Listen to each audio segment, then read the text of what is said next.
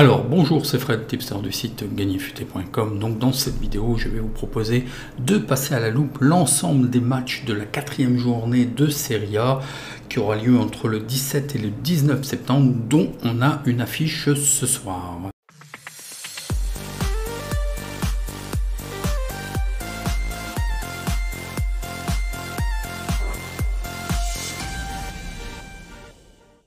Donc très vite, nous commençons, nous n'avons pas de résultat pour cette journée. Alors ce soir, le 17, on a un match Sassuolo-Torino. Voyons voir le face-à-face.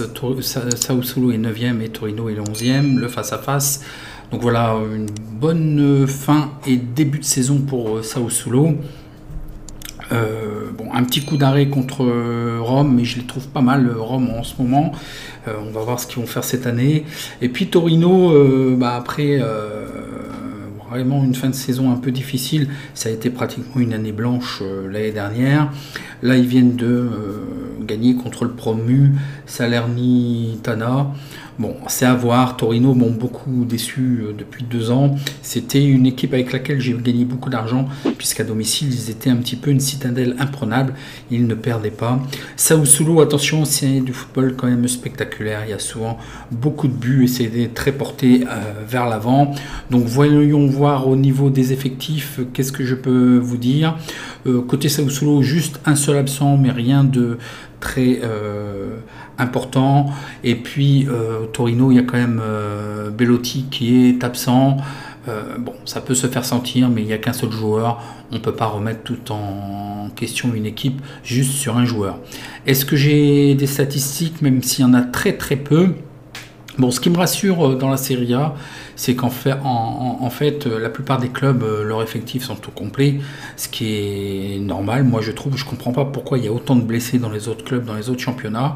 Pour les statistiques, donc, très peu de statistiques, mis à part pour Sassuolo, où ils sont invaincus dans 10 des 12 derniers matchs, ce qui est quand même pas mal. Et Torino alterne beaucoup, donc il n'y a pas de données de statistiques. On va plutôt regarder les données. Donc sans trop de surprise, Sassuolo est favori à une cote de 1,90. Effectivement, l'alerte algo nous détecte le 1, la victoire de Sassuolo. Je vous conseillerais le 1 rembourser Sienne, mais la cote est un petit peu trop faible, donc la sécurisation ne sera pas possible. Et sait-on jamais, Torino, il faut qu'il confirme.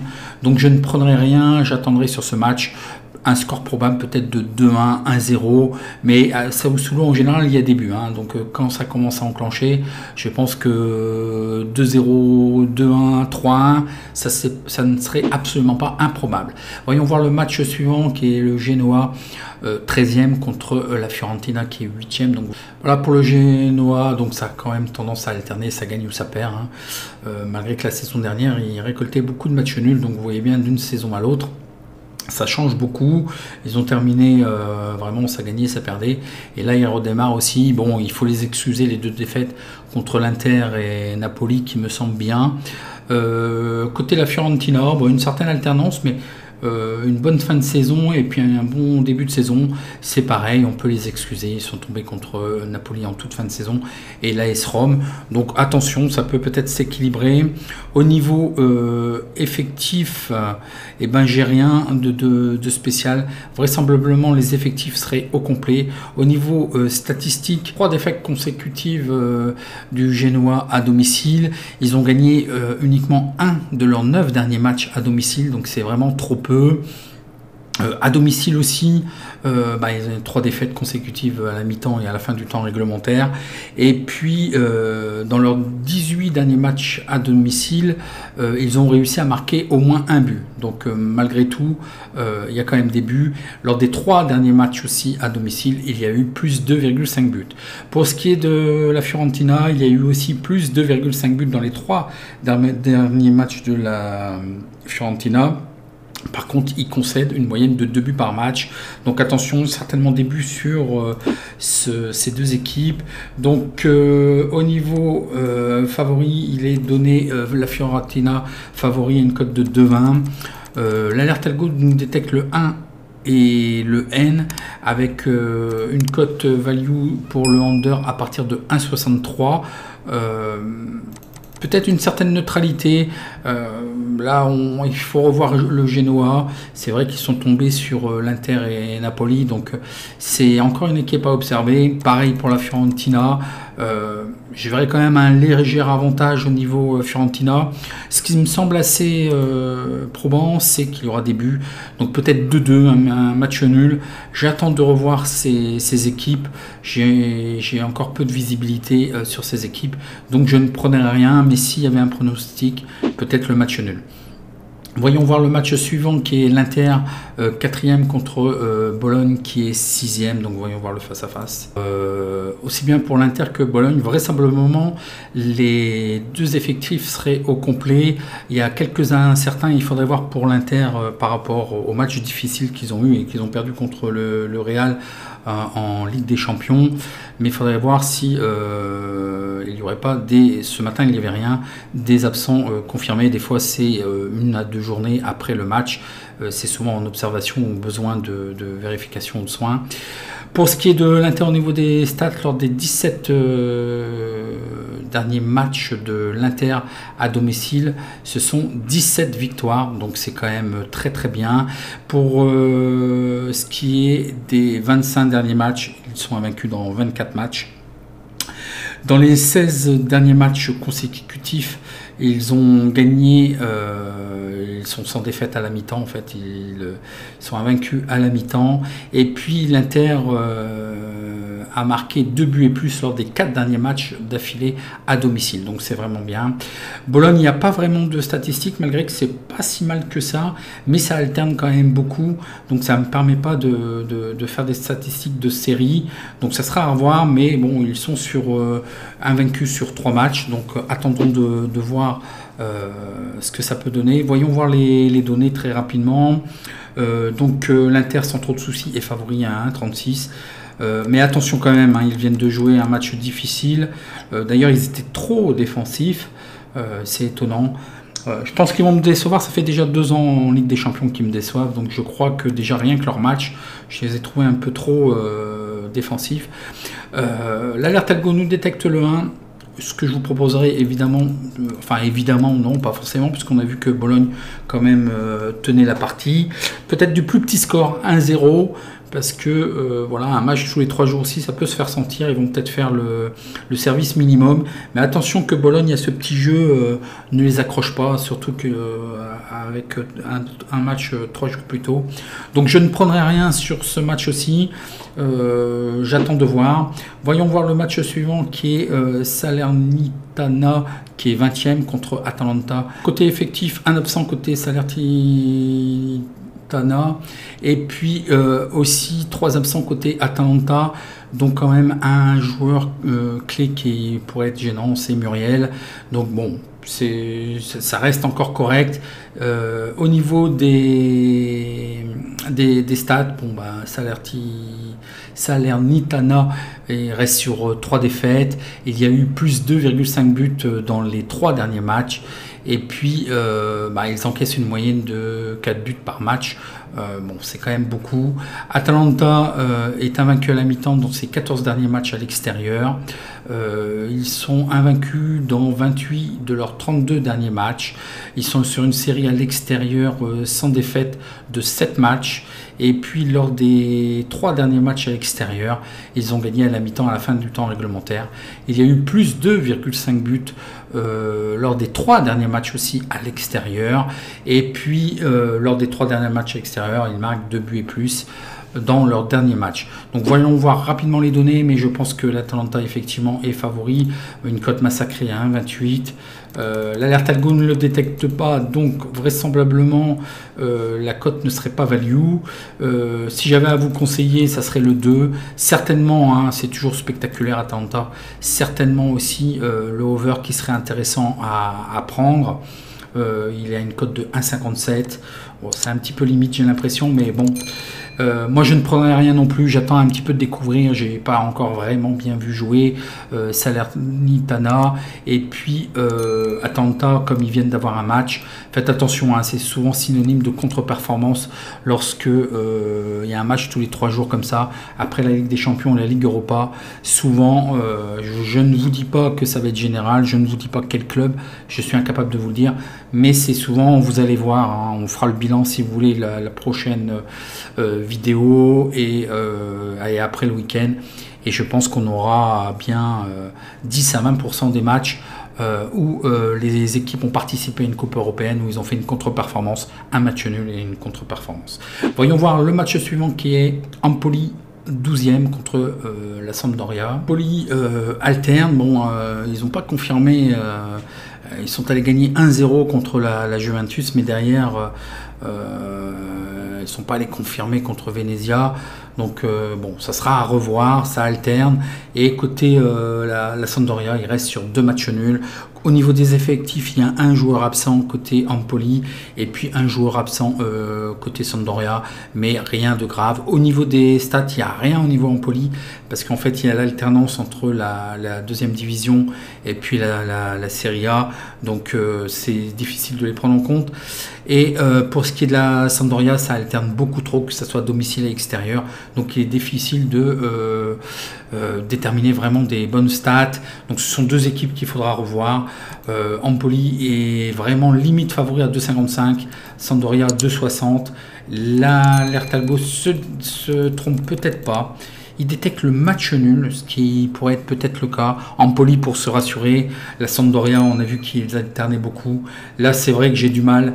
Ça risque peut-être de basculer d'un côté comme de l'autre. Score probable 1-1, mais peut-être 1 ou 2-0 d'un côté comme de l'autre.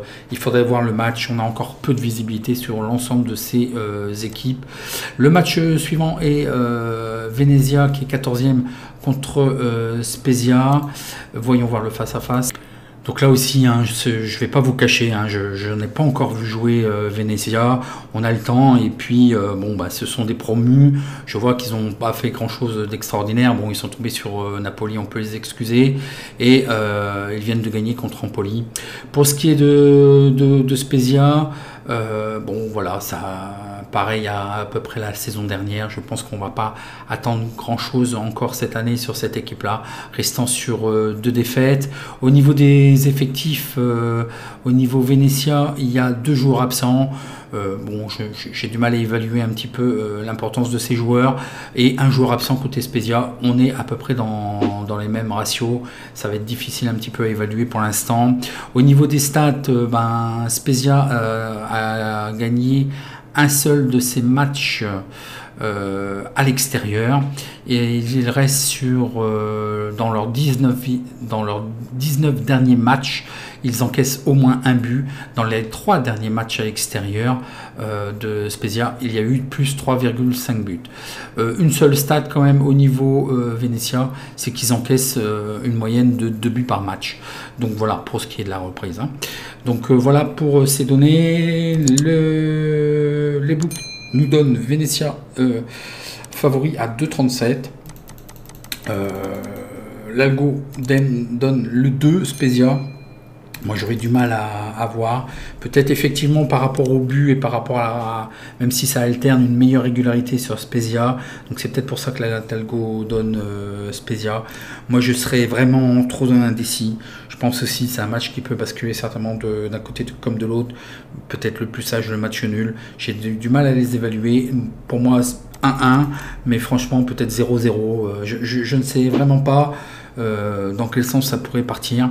Donc voyons le match suivant qui est la Lazio 7e contre Cagliari qui est 17e. Voyons. Donc la Lazio, après 2 victoires, ils viennent de se faire accrocher à domicile par Milan. Rien encore de grave, c'est le début de saison. Par contre, Cagliari n'a toujours pas gagné. Ils avaient fait quand même une bonne fin de saison. Bon, là, il faut qu'ils reprennent un petit peu. On les reverra certainement un peu plus tard. Au niveau effectif, la Lazio, un seul joueur absent. Par contre, Cagliari ont 5 joueurs absents, mis à part Stroman. qui peut être peut-être gênant, et puis Godin, sinon ce sont un défenseur et un milieu de terrain. Sinon bon, ça reste encore à définir au niveau de la valeur de ces joueurs et de l'importance dans l'effectif. Que vous dire au niveau des statistiques? La Lazio à domicile est invaincu dans 14 matchs. Ils sont aussi invaincus à la mi-temps dans 14 matchs à la maison. Et puis, bon là, à domicile, ils ont marqué une moyenne de 6 buts, mais évidemment, ça ressort puisque ils ont gagné 6-1 à domicile. Donc là, c'est bateau. Une seule statistique côté Cagliari Calcio, ils ont fait plus 2,5 buts. Il y a eu plus de 2,5 buts dans les 3 derniers matchs en Serie A. Donc peut-être on va avoir du spectacle sur ce match-là. Les cotes donnent favori la Lazio à 1,44. Et je pense que c'est pas value. L'alerte algo ne le retient pas. Moi, si j'avais à vous proposer quelque chose, c'est effectivement le 1 et probablement le over qui a une cote de 1,57. Je pense qu'il y aura des buts sur ce match-là. Bon, le pari que je prendrai, le 1, un petit peu pour un petit peu commencer et voir un peu ce que ça donne. Je pense qu'il n'y a pas beaucoup de risques sur ce match-là, mais surtout le over. Bon, le 1, ce qui me gêne, c'est la cote, et en plus, elle n'est pas déterminée value par l'alerte, parce qu'en fait, l'alerte algo détecte aussi, ce sont les value bets. Par rapport à l'étude, si vous voulez, au niveau de... Voilà, vous avez les probabilités brutes. Quand ça passe dans tous les filtres de l'alerte algo que j'ai développé, il ressort au final une probabilité, et cette probabilité est convertie effectivement en code par rapport à ce que nous propose les books, et l'alerte algo détermine si c'est value ou pas. Et là, il nous dit que c'est pas value. Donc je vais enlever le 1, mais je prendrai assurément quand même le over. Plus 2,5 buts, je pense qu'on va avoir des buts sur ce match. Pour le match suivant, Hellas Vérone contre Rome. Hellas Vérone est 19e et Rome est premier. Alors difficile de mettre du crédit sur Hellas Vérone, pareil à lui-même l'année dernière. Là il reste sur 3 défaites et tout va bien pour Rome. Moi, ils m'ont fait une bonne impression et je pense que on va pouvoir mettre un petit peu d'argent sur cette équipe. Après, ça va dépendre des cotes. Au niveau des effectifs, un absent côté Vérone, et puis le groupe en plus est complet côté AS Rome. Au niveau des stats, dans les 6 derniers matchs à domicile de Vérone, les 2 équipes ont marqué. Vérone n'a remporté que 3 matchs sur ces 22 dernières rencontres. Ils ont sur un mauvais bilan évidemment de 3 défaites. Et puis ils ont encaissé au moins un but dans les 18 derniers matchs à domicile, donc c'est pas extraordinaire. Et dans les 3 derniers matchs à domicile, il y a eu plus 2,5 buts. Pour ce qui est de l'AS Rome, bon bah voilà, ils sont sur une belle série de 3 victoires. Et puis par contre à l'extérieur, ils comptabilisent qu'une seule victoire sur les 8 derniers matchs. Bon, je pense qu'ils sont en mesure de se rattraper. Et il y a eu 2 buts de marqués lors des 5 derniers matchs de l'AS Rome. Et c'est vraiment pas mal sur les 5 derniers matchs. Donc voyons voir les données. Je pense que vous avez assez de visibilité. Je pense que vous avez compris. La cote est pas mal. 1,95 pour l'AS Rome. L'alerte algo nous détecte le match nul et le 2. Bon, je pense qu'on peut y aller tout chousse. Là, l'alerte algo se pénalise, parce que obligatoirement il va y avoir un résultat faux. Je vous proposerai effectivement pronostic envisageable le 2 et certainement début le over, et je validerai effectivement là sans trop de soucis, et la cote est vraiment très très bien. Alors jouez pas votre maison si vraiment, je pense, si comme beaucoup vous me demandez s'il y avait qu'un seul pronostic, ça serait lequel. Alors quand on me dit ça, à chaque fois je dis ça y est, il va jouer sa maison, bah ça serait celui-ci en fait, le 2, l'AS Rome, je pense qu'ils vont gagner. Et puis le over plus 2,5 buts, qui est à une cote de 1,72, qui est pas mal aussi. Donc vraiment c'est 2 bons paris à prendre, le 2 et le over. Là je pense que je vous donne vraiment 2 bons pronostics. Le match suivant est Juventus 16e contre le Milan AC 2e, donc voyons voir le face à face. La Juve bon, me rassure pas trop. Bon, c'est pas que le départ de Ronaldo, mais c'est un petit peu partout d'ailleurs, à peu près à tous les niveaux. Bon, je pense qu'ils sont pas encore prêts voilà, physiquement et autres, il y a beaucoup de manquements, un petit peu de trop d'erreurs, c'est souvent trop de justesse technique, je pense. Et il me rassure pas pour l'instant. Pour l'instant, je les prendrai pas et je ne mettrai pas d'argent pour l'instant sur cette équipe.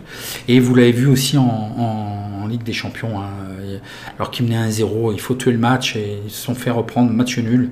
Voilà quoi. L'AC Milan, par contre, une très très très bonne impression. Il faudra compter sur cet effectif sans trop de soucis. Moi, je les crois après, même s'il y a encore un petit peu de fautes et d'erreurs, mais ça rattrape et en fait, ça continue de jouer. C'est pas encore si grave que ça. Côté la Juventus, 2 absents. Et puis, côté Milan, 3 absents. Donc, Ibrahimovic hein, qui est absent. Au niveau des stats, il n'y a aucune stat côté de la Juve. Bon, ça alterne un petit peu, malgré que c'est assez régulier, mais ça alterne un petit peu les résultats, aussi bien à domicile que à l'extérieur. Et puis, c'est surtout des stats de la saison dernière, donc on attendra. Par contre, pour ce qui est de l'AC Milan, lors des 8 derniers matchs consécutifs, il n'y a aucune défaite. À l'extérieur, ils sont invaincus dans 18 des 20 derniers matchs. Ils ont gagné à la fois à la mi-temps et à la fin du temps réglementaire leurs 4 derniers matchs. Et ils ont gardé, c'est ce qui m'importe le plus, à l'extérieur, leur cage inviolée lors des 4 derniers matchs. Donc ça va être très difficile à mon avis pour la Juve. Et je pense que Milan est quand même au-dessus. Au niveau des books, eh ben, il nous donne la Juve favori à 2,10. Moi, je ne le suivrai pas. Et l'alerte algo ne s'y trompe pas. Il voit le 2 victoire de Milan. Et moi, je vous proposerai effectivement de prendre le 2. Les cotes nous le permettent de sécuriser, de rembourser si N. Et dans ce cas-là, on aurait une cote équivalente à 3,36. Moi, je pense que Milan peut faire quelque chose. Je vais jouer la victoire, jouer le double chance 2N si vous voulez. Mais là, je vais jouer la victoire, rembourser 6 matchs nuls. Je pense que la Juve, si même ils s'en sortent avec un match nul, ça sera bien payé pour l'instant. Là, une très grosse cote, 3,36 si ça passe. Hein. Donc, le match suivant est Udinese contre Napoli. Udinese est 5e contre Napoli qui est 3e. Donc voilà, Udinese, après une saison un petit peu blanche l'année dernière, voilà, ils commencent de la meilleure des façons, ils sont invaincus, bon je pense que c'est quand même des groupes, et puis on a vu que la Juve n'était pas extraordinaire, un beau match nul contre la Juve, et 2 victoires, mais je pense que ce sont Spezia et Venezia, des équipes quand même à leur portée, parfait au niveau Napoli, vraiment il n'y a rien à dire. Là aussi c'est comme l'AC Milan, hein, je les trouve très très bien. C'est bizarre en Ligue Europa, je les pensais faire quelque chose d'extraordinaire. Bon, ils ont été pris un peu à froid, un petit peu contre le cours du jeu. L'efficacité a été plutôt en face et c'est un peu ça le football, malgré quand même une certaine dominance. Ils ont eu le mental pour revenir, donc ils ont fait match nul. Mais je suis un petit peu déçu sur ce pronostic. Je voyais quand même Napoli faire beaucoup mieux que ça. Au niveau des effectifs, alors là, c'est pour vous dire que, côté Udinese, j'ai absolument rien. Le groupe est vraiment au complet. Et là, vraiment, je suis furieux parce que j'allais vous annoncer que Insigne était absent. Je l'avais sur mes tablettes. L'article dit bien que Insigne est absent. Mais si vous avez bien regardé, comme moi hier, Insigne était bien aligné en Ligue Europa. Il était même annoncé absent jusqu'au mois d'octobre. Donc voilà, j'avais relevé ça. Il y a 2 autres absents. Mais vous voyez, c'est ce qui me. Il n'y a plus de vrais journalistes, que ce soit pour la presse générale, sportive et même économique. Voilà, c'est la Pravda. Ils ont des dépêches AFP. Et puis voilà, c'est la Pravda. Ils recopient tous les dépêches AFP. Et puis basta, ça. Il n'y a pas d'investigation. C'est pour ça, hein, les gens qui vous alertent sur différents faits, hein, de par les coronavirus et tout le tralala, voilà, ils ont raison. Et si vous avez une spécialité, spécialisez-vous et vraiment. Les journalistes là, ils font plus leur métier. Moi, il y a longtemps que je regarde plus la télé, il y a longtemps que je lis plus les journaux. Je vais juste chercher au niveau de ce qui m'intéresse, au niveau de la presse spécialisée, au niveau du football, un petit peu les infos. Mais voilà, quoi, c'est terrible. Ils savent pas regrouper les informations, ils savent pas faire d'investigation. Ça me rend dingue, ça. Ces journalistes, ces merdias ces journaleux là. C'est journalope du gouvernement. Donc voilà, on va arrêter là, hein, parce que si je me mets en colère, je vais commencer à avoir un langage très fleuri. Pour ce qui est d'Udinese, une seule victoire à domicile lors des 8 derniers matchs. Et puis Udinese a marqué plus 2,5 buts lors de ces derniers matchs à domicile. Donc peut-être des buts, et avec Napoli, je pense qu'on va avoir du spectacle. Napoli est invaincu dans ses 12 derniers matchs. Ils ont remporté leurs 5 derniers matchs à l'extérieur. Ils marquent un but et plus lors des 29 derniers matchs consécutifs en Serie A. Et il y a eu au moins 2 buts de marqués lors des derniers matchs, les 5 derniers matchs à l'extérieur de Serie A. Donc vraiment formidable. Donc voyons voir les données, les codes 1,83, ce qui est vraiment pas mal. C'est bien payé, je pense. Pour ce qui est de Naples, favori pour les books. L'alerte algo détecte le 2 et je vous proposerai aussi le 2 et je validerai le 2. Probablement 2-0 pour Napoli. Au-dessus d'ailleurs, je ne vous avais pas dit pour Milan AC. Peut-être vu le fait de... Ça va être très serré avec les matchs de coupe 3 jours plus tôt. Peut-être que Milan va tout simplement l'emporter. Ils sont capables de verrouiller après. Juste 1-0 pour Milan. Donc et là, je verrai peut-être 2-0, voire peut-être plus 3-1, 3-0 pour Napoli. Donc voilà, c'était le dernier match. Si vous avez apprécié, n'oubliez pas votre petit like. Et ce ne serait que pour dire merci, c'est la moindre des choses. Et je répondrai à vos questions en commentaire. N'oubliez pas de vous abonner. Et puis je vous dis à la prochaine vidéo. N'oubliez pas, vous avez l'ensemble des vidéos pour l'ensemble des championnats qui sont disponibles pour les matchs du samedi, du vendredi aussi, les matchs avancés du vendredi, samedi et dimanche. Allez, bon match et merci.